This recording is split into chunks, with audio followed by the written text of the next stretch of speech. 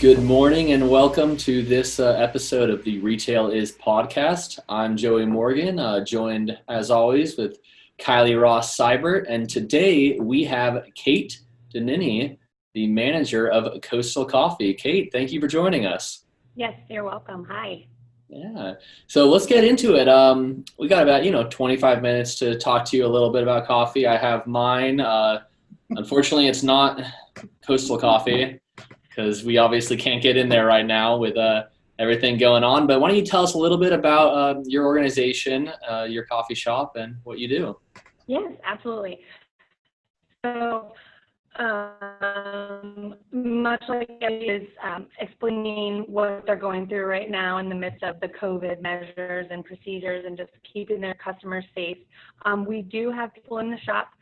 We have our tables and chairs spaced appropriately if you want to come in and sit down and enjoy your food or beverage. Or you can take it to go. We offer Uber Eats, and we some people call on the phone and say, hey, I'm coming in, I have cash, and it's raining, can you bring to the window? Sure.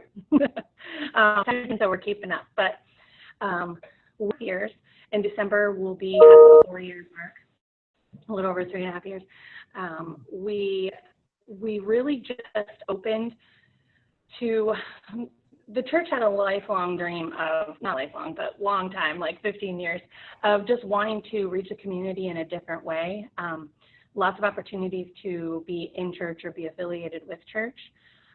But we really saw the need for an outpost in our community, and coffee was up and coming. It has been for quite some time. It changes so much. We thought, okay, we just need 4 more walls for people to sit down and have a good conversation and just have a safe place to go. So we see kids frequent through here. We're right across from Northside Park. Of course, the skate park is right there. We have a small business bike shop down the street from us that, kids go between our spaces. And do they always come in here and spend money? No, but they know it's a safe place to go and a cup of water at least. But just being in the community was what we really wanted to do. We're not far. We're just inside the 235 OV, 23503, which is Ocean View. So we really our building is painted kind of graffiti art style. Okay. And you can really recognize that. I've got some art behind me. We have a mural on our inside wall now by this same artist behind me, Rocky Rhodes. He really kind of gave us a good twist this past year when we did some remodeling. Every 3 years or so, you see a business go through a change, and we needed some TLC on the inside and the outside. So we have a community garden outside that's free, and we try to keep that up with flowers and, of course, Nice. with food, vegetables. We don't have a lot of fruit. We have blueberries in the spring, and then a lot of vegetables through the summer. We have a pumpkin on our front counter right now that we grew in the garden, so it's perfect for fall. Yeah. So you're part of a church? What's the connection there? Yes. So Coaster Coffee was opened by OV. I think I said Coastal at the beginning. Coaster. That's all right. So we were opened by the church in 2016, and being that we're nonprofit, we recognize that there's a need in our community. We try to keep things local.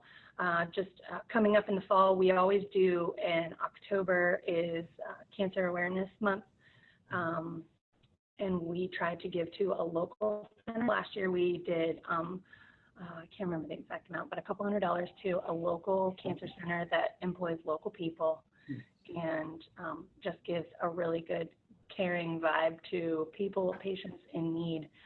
We just did pink, pink, pink. We did black t-shirts with our classic coaster logo, pink straws, pink whipped cream, pink frappes, and just we find a reason to give back. So anything that we make above and beyond, just paying our bills, keeping the lights on, paying our people, goes back into our community. A couple other things we've done, of course, the community garden that we have on site generally gets donated. We don't normally spend money on that. We have a very wonderful patron who is a regular on a daily basis.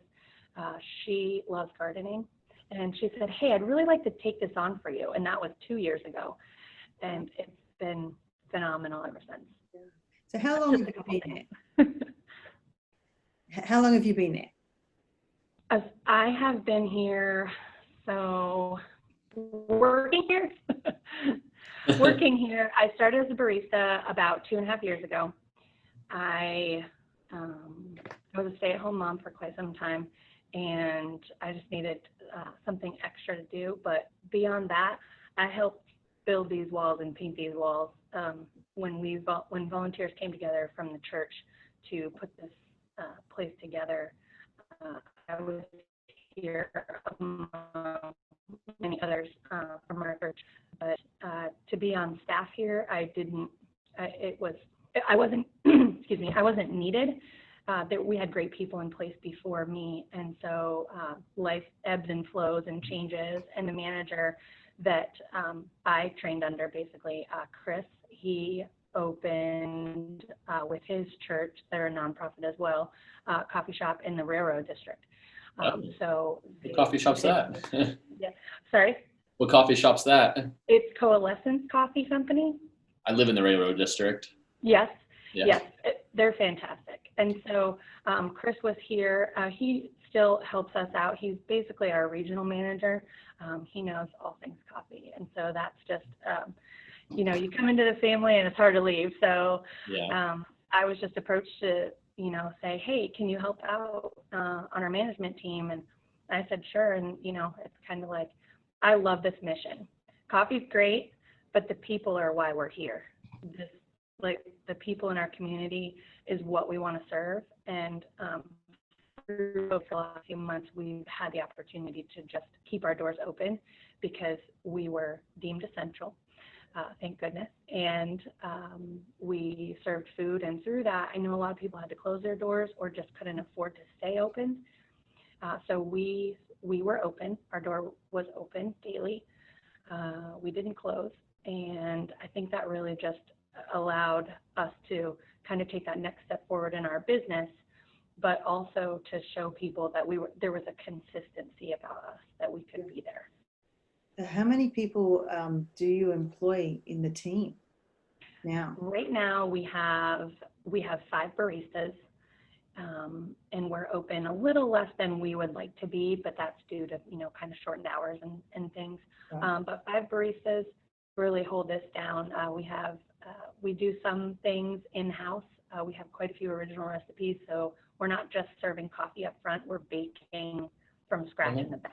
Yes, I have tasted some of those goodies. A lot of the I baking. can smell from some scratch? right now. So you do a lot of the baking from scratch? Yes. Some of the things, of course, we, like our staples, we put sandwiches together. We don't bake our own bread. I mean, that would be fantastic, but we can't do that. But one of our favorite recipes is the vegan baked oatmeal. It's just, I can't tell you all the secret ingredients, but it's oatmeal and soy-free chocolate chips and cranberries, and then, some extra goodies sprinkled in there.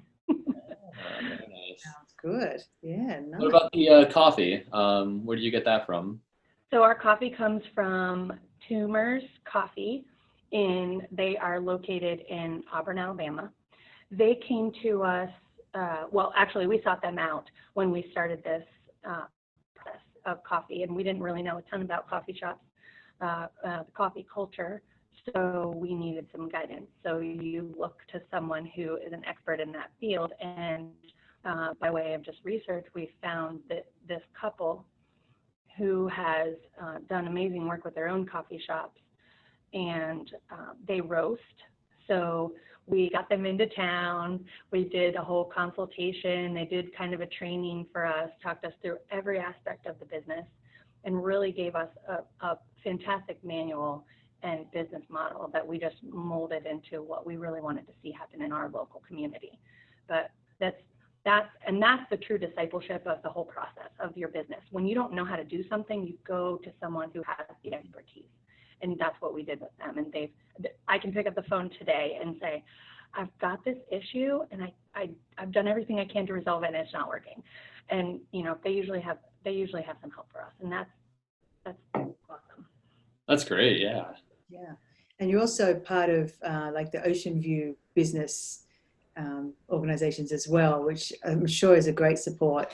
And also, I mean, you're obviously a member of Retail Alliance too, which is great. um, but that help, like that peer-to-peer sort of, you know, being able to call on someone, how important is that? Oh, it's if you don't have someone to lean on, it can ruin your day. So when you come into a new business, and we're new by all means, we have learned some things over the years, but there are people who have been doing this way longer than we have, and not just with coffee, but with a regular, you know, the bicycle shop down here. He's been doing that for a long time. His location is new, but he's been doing that for a long time. I took him coffee the other day, and I said, hey, so your sign is amazing. Maybe you can help me out with how to talk to, who do I call? And he just gave me a list of people. And so that's just one example. But when you feel comfortable enough in your community, ask those questions. And Mike is the guy that I met here at the Business Association. And of course, he comes down the street for coffee once in a while too. But there's so many people to pull from with Retail Alliance, with Ocean View Business Association, all walks of life and all different businesses. And then there's a sign company in our Ocean View Business Association, so I called him too. See, that's great support, you know, supporting each other. So I mean, you stayed open as an essential business. There's obviously a lot of people who weren't able to. Have you had to, you know, you reduced your hours just a little bit. How else have you had to cope, and what impact has COVID had on your business? So we did shorten our hours a little bit. We did, unfortunately, like some businesses, we did have to furlough for a couple weeks. During that time, we felt, Chris and I, as the managers here, and our upper management also, the church, our board of directors also said, you know, we've got to stay open. We need to serve our community through this, and we said, okay, we know we're going to shorten our hours. We're going to see what time frames people come in with any business, and we were open long days, very long days. So I would work one, Chris would work one, I would work one, Chris would work one, and that was a long 3 weeks by ourselves. And then we were able to bring a few of our staff members back. They didn't really want to stay away. You know, they were like, we're gonna come in anyway. We're gonna come in when it's busy, and we're gonna serve some customers. And you know, it's life-giving. We're not just behind the bar serving you coffee and getting tips and getting a paycheck. We're having those conversations. We don't have a drive-through, so when someone has to park their car and come in, it means something. Like they really are coming in for that relationship, that, you know, and we were on the insides of our homes, and so we were bored. We needed social interaction. But So, was there less customers coming in, because was there like more fear?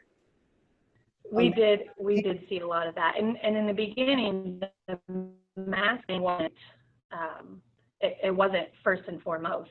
So we were doing everything we could, and we were doing everything we could to keep our place sanitized on a daily basis. You know, after every customer comes in, we were a little frantic, honestly, because we didn't have the information maybe that as medical professionals did. You know, after the customer would leave, we would literally go and wipe down the door frame and the handle and the outside and the desk where someone was standing, or the screen that they touched, or, you know, and it really changed the way we looked at things. But being in a food place, we had to be high just protective of our customer base and ourselves, because if we became contaminated, then our entire place was contaminated. That means we have to shut down our business, and we didn't want to do that. So knowing that we needed to serve the community no matter what, we were on guard. It did hurt a little bit. Yeah. It did hurt the business a little bit, but we knew that to continue to serve would ultimately bring more business our way. And honestly, our business is doing really well right now, even on the, I would like to say back end of all of this hardship, kind of hard to maneuver around. But our business is doing well. I think that it gave us promotion a little bit, if you will, as to be open to those new customers who didn't come here before, who were like, oh, I go by this all the time, but I'm in a hurry and I drive through such and such. Mhm. And they were coming in because we were open. Yeah, definitely. You're located like near the skate, but you're sort of in an area that people have. You're a destination. I feel, you have to. You're not having passerbys all that often. Like it's in a sort of a long stretch of road. So how do you market yourselves, or do you feel it's word of mouth, or like, how do you get customers there? So when we started this journey, we looked at a couple different places and sat down with the people who knew much more about traffic patterns and things like that, city planning. I wasn't at that meeting, but they told us how many cars pass by this location a day. And although it wasn't ideal for foot traffic, maybe in Ocean View proper, where the beach is and the shopping center and things like that, a lot of cars, thousands and thousands of cars go by this location a day. So the fact that we had a grayish blue building in the beginning, and when we painted this building to basically be the colors of the pictures behind me, people were like, whoa, what is that place? We had a pallet sign out front that didn't attract much attention, but the building attracted attention. Social media, of course, we used word of mouth. We did a lot of beating feet on the street to deliver some free coffee to local businesses. Oh, hey, I go to this pet salon. I'm going to take some coffee over to my people. Hey, I got a job. I'm a barista at Coaster Coffee. Here's some discount coupons and free coffee. You're welcome. And that really gave us an insight into the community too, because then you're getting yourself out there, knowing your neighbors and loving them with your wares, basically. Oh, I've muted. So you've got a lot of like loyal customers, obviously, but finding new ones, is the goal to grow, or is the goal you're happy that the size you are? Like, where do you head off? The goal is always to grow, and I say that, and I don't say that from a money perspective. Sure, we need to pay our bills, and we want to give back as much as we can, being a nonprofit, but I just looked at some numbers the other day, actually, and we're about 50% of returning customers on like an average monthly basis. So that's a great number. But what that gives us is about 50% opportunity to reach more people. So some people come in here with the military, and they're passing by, or they're contracted and they're here for a week, and they kind of hang out for a week.